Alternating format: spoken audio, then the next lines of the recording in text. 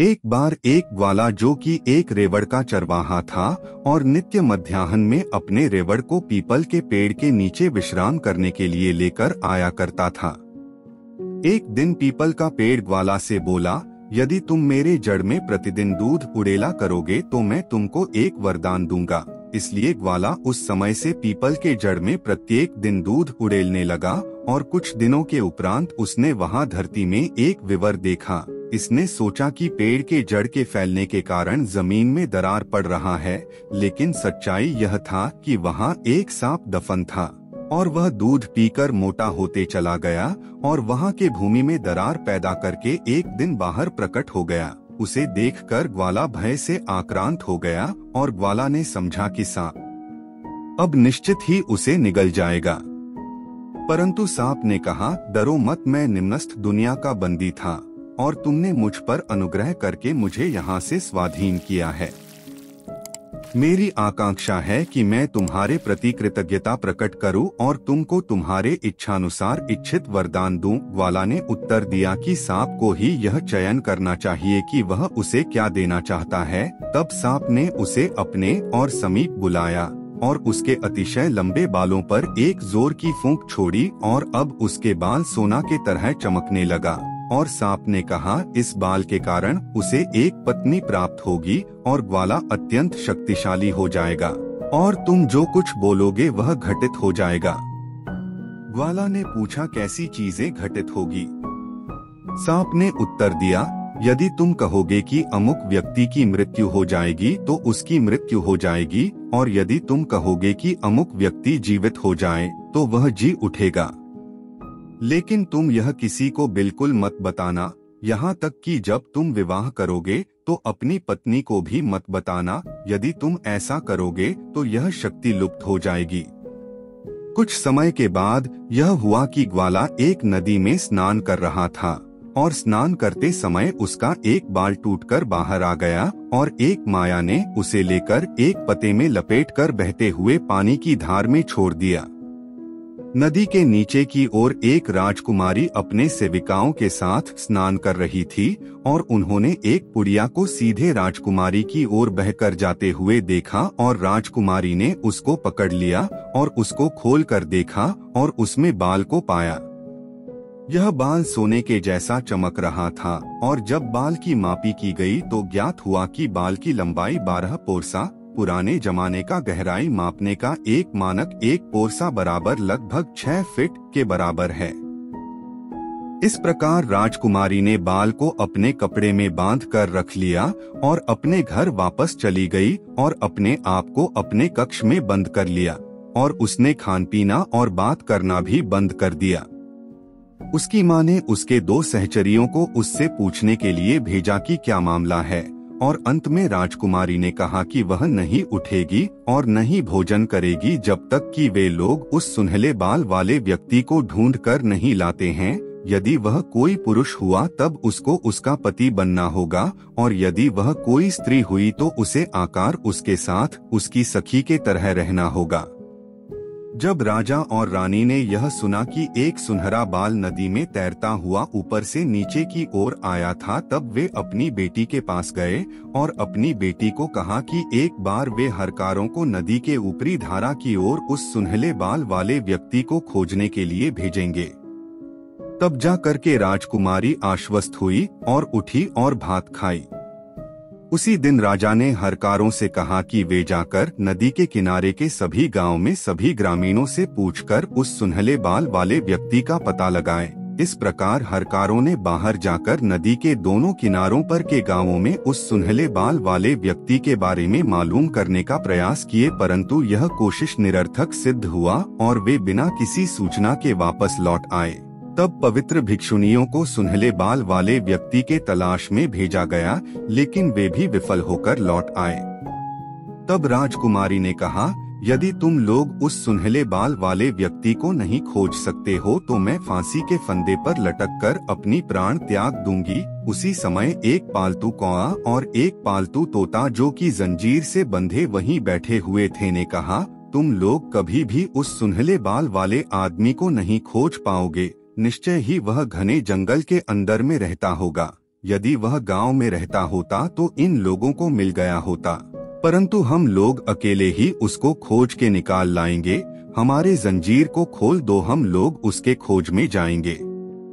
इस प्रकार राजा ने उनको जंजीर से मुक्त करने का आदेश दिया और यात्रा के आरंभ करने से पहले उनको अच्छा भोजन दिया, क्योंकि वे लोग मनुष्यों की भांति अपना राशन नहीं ढो सकते थे।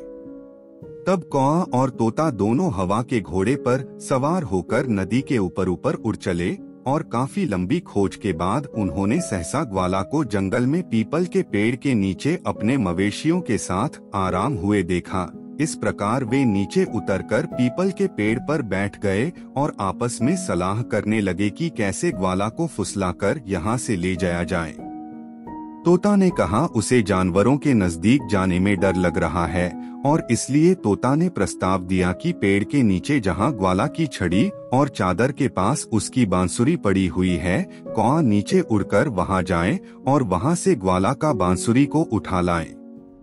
इस प्रकार कौआ एक गाय से दूसरे गाय पर उड़ते हुए गया और अकस्मात लपक कर बांसुरी पर पंजा मारते हुए उसे अपने चोंच में उठाकर उड़ चला। जब ग्वाला ने यह देखा तो वह अपनी बांसुरी को वापस लेने के लिए कौआ के पीछे भागा और कौआ उसे लालच देते हुए एक के बाद दूसरे पेड़ पर फड़फड़ाता रहा और ग्वाला उसका पीछा करता रहा।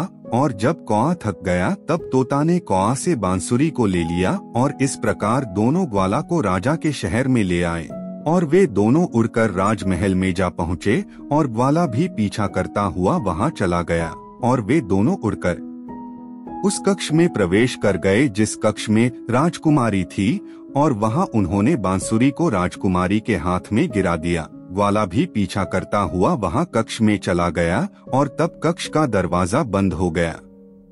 ग्वाला ने राजकुमारी से अपना बांसुरी लौटने को कहा। तब राजकुमारी ने कहा यदि वह उससे विवाह करने का वचन देता है तो वह उसका बांसुरी वापस केरेगी, वरना नहीं। ग्वाला बोला वह कैसे अचानक उससे विवाह कर सकता है जबकि वह अभी तक उसकी मंगेतर भी नहीं है। लेकिन राजकुमारी ने कहा हम लोग काफी लंबे समय से एक दूसरे के मंगेतर हैं। तुमको याद है एक दिन नदी में नहाते समय तुमने एक पता में अपने बाल को बांधकर नदी के निचले धारा में बहने के लिए छोड़ दिया था। वही बाल हम लोगों का बिचौलिया बनकर हमारी सगाई करा चुका है। तब ग्वाला को याद आया कैसे सांप ने कहा था कि उसका बाल के कारण उसको पत्नी मिलेगी और उसने राजकुमारी से पूछा मुझे वह बाल दिखाओ जो तुम्हें मिला है। इस प्रकार राजकुमारी ने उस बाल को लाकर दिखाया जो कि बिल्कुल उसके बाल की तरह लंबा और चमकीला था। तब उसने कहा हाँ हम एक दूसरे के हैं। और तब राजकुमारी ने दरवाजा खोलने के लिए आवाज लगाई और ग्वाला को अपने माता पिता के पास ले गई और उनको कहा कि उसकी मनोवांछित इच्छा पूरी हुई। अब यदि वे उसकी राजमहल में ब्याह के लिए राजी नहीं होंगे तो वह ग्वाला के साथ भाग जाएगी।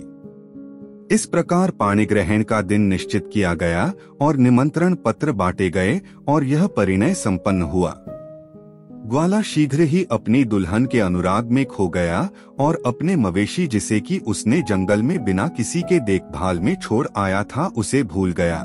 लेकिन कुछ समय के बाद उसे मवेशियों की याद आई और उसने अपनी दुल्हन से कहा कि उसे अपने मवेशियों के पास वापस जाना है। क्या वह वहां उसके साथ जाना चाहेगी या नहीं? राजकुमारी ने कहा वह अपने माता पिता से अनुमति लेकर उसके साथ जाएगी। तब राजा ने उन दोनों को विदाई का जेवनार दिया और ग्वाला को अपने राज्य का आधा हिस्सा भी दिया और राजा ने ग्वाला को अपनी संपत्ति में से हाथी, घोड़ा, अन्य दूसरे मवेशी भी दिए और कहा तुम स्वतंत्र हो और जो चाहो करो। तुम यहाँ भी रह सकते हो या अपने घर भी जा सकते हो, लेकिन यदि तुम यहाँ रहने का निर्णय करते हो तो मैं तुम्हें कभी वापस नहीं जाने दूंगा।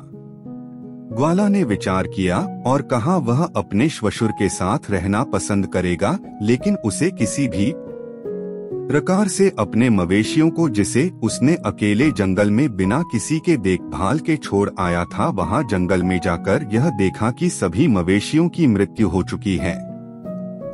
यह देखकर ग्वाला का हृदय वेदना से द्रवित हो उठा और उसके नेत्र आंसू से भर गए। वह विलाप करने लगा। तब उसको सांप का दिया हुआ वचन याद आया कि वह किसी भी मृत शरीर में प्राण डाल सकता है, और उसने अपने इस शक्ति के परीक्षण का निर्णय लिया। इसलिए उसने अपनी पत्नी से कहा कि उसे इन मृत गायों का उपचार करना होगा, इनको दवाई देनी होगी, और उसने जंगली जड़ी से मृत मवेशियों के नाक के पास हवा किया, और जैसे ही उसने ऐसा किया और साथ ही साथ उसने कहा, जी उठो, और देखते देखते एक के बाद एक सभी गायें उठकर खड़ी हो गई और अपने बछड़ों के लिए रांभने लगी। सांप के वचन को सत्य साबित होते देख ग्वाला ऊंचे स्वर से कृतज्ञता प्रकट करने लगा और एक बड़े बर्तन में दूध भरकर पीपल के जड़ में उंडेल दिया, और सांप दोबारा आया और उसने राजकुमारी के बालों पर भी फूंक मारकर उसे भी सोने की तरह चमकीला बना दिया। अगले दिन उन लोगों ने अपने सभी गायों को इकट्ठा किया और गायों को हाँकते हुए वापस राजकुमारी के घर की ओर चल पड़े, और ग्वाला और उसकी पत्नी श्वशुर द्वारा प्राप्त आधे राज्य पर शासन करते हुए प्रसन्नता पूर्वक वहां रहने लगे। और कुछ वर्षों के बाद ग्वाला को ऐसा लगा कि वह सांप उसके माता पिता की तरह थे, और वह आतुरता में सांप से यथोचित ढंग से विदाई लिए बिना यहाँ आ गया है। इसलिए वह यह देखने के लिए फिर से गया कि क्या वह सांप अभी भी वहाँ है, लेकिन वह सांप को वहाँ नहीं पाया, और तब उसने पीपल के पेड़ से पूछा, लेकिन पेड़ ने भी कोई उत्तर नहीं दिया। वह निराश होकर दुखी मन से वापस घर आ गया।